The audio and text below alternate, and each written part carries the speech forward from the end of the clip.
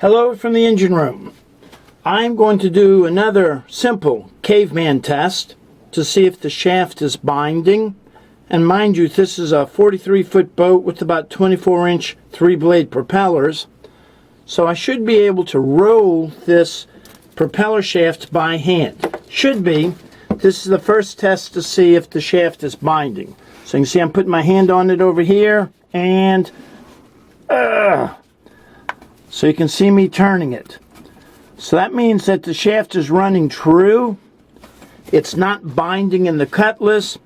The shaft is not bent.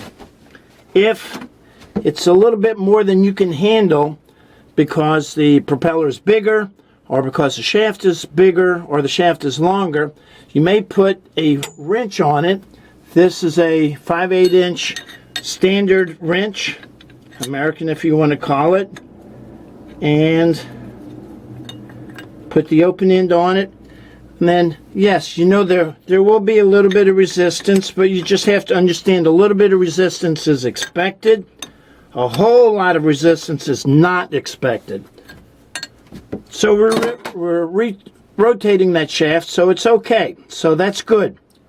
The reason we're doing that is we notice that the struts, where they're bolted into the bottom of the boat back in the lazarette, we notice that there's some white 5200 that's squeezed out under the brand new washers and the brand new bolts and nuts. So we can assume that that strut has been removed. Looks like everything is straightened out and is a-okay. So one more time, let me get my hand in here, and I can spin it by hand. So that's looking good.